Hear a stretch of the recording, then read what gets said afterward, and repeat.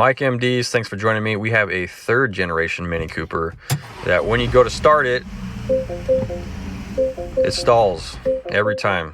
Car got towed in. We're going to show you what it is.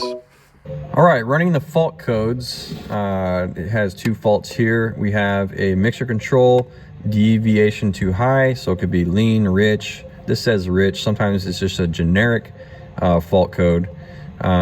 This here, the charge pressure control, usually that's always consequential to the main issue. It's basically just shutting power off to the turbocharger system, just so it doesn't cause any damage. So we're going to focus on that. So lean rich mixture, we're going to check induction, make sure there's no leaks.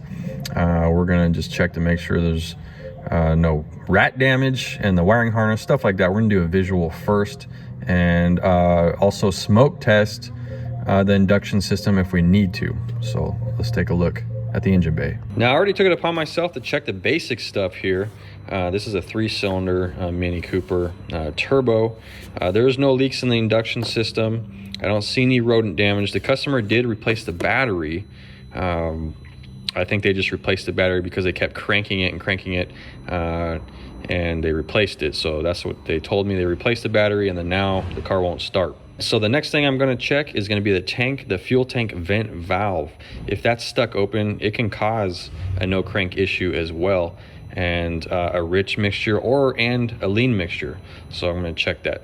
All right, the tank vent valve is right on top here. If you don't know how this works, it basically is reburning all the fuel vapors that are in the fuel tank. If this solenoid is stuck open, it will suck all those vapors while you're cranking the engine over. All right, I removed the tank vent valve, and you can tell if it's sealed by just cleaning this tip here and trying to blow through it. If you cannot blow through it, that means it's working. Or at least it's not jammed open. So this is actually electronically activated to open. Normally stays closed. So that's how this works here. So if you blow through it and you can't blow through it, that means this is not the culprit. It's not stuck open.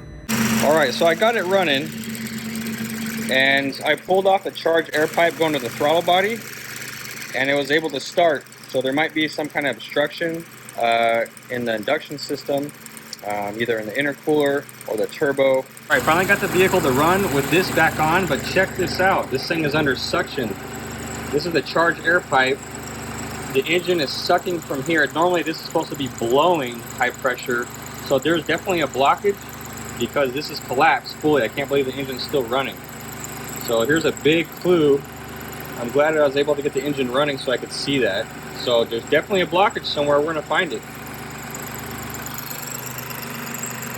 Okay, so I'm chasing to see where there's a blockage, and I found something already. This is coming straight out of the turbo charger. And inside of there's like a rag inside, and it's blocking it. So my guess is when the customer replaced the battery, they took this off and they stuffed a rag right here so no bolts or whatever would go in there, and they forgot about it, connected it all back together, tried to start it, it wouldn't start. So that's probably what it is. So hopefully it's not too stuck in there. I'm going to try to pull all that out and see if it runs. That's probably all it's going to be. Hopefully it didn't damage the turbine.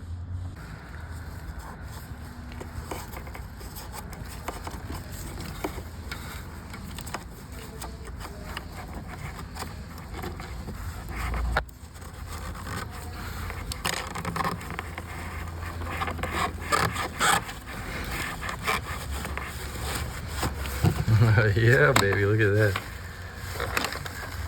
That's a good sign it's all intact. Wow, look at this little spiral that the turbine put on that thing.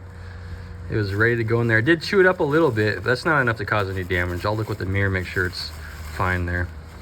Hilarious. All right, I cleared the fault codes, and now I'm driving it. It feels great. It has the power when I get on it. Man, the customer's really lucky it didn't damage anything. So note to self, all you guys, don't forget to remove the rag when you're doing work on your car. Thank you for joining me today. I'll see you on the next video, guys. Happy motoring to you.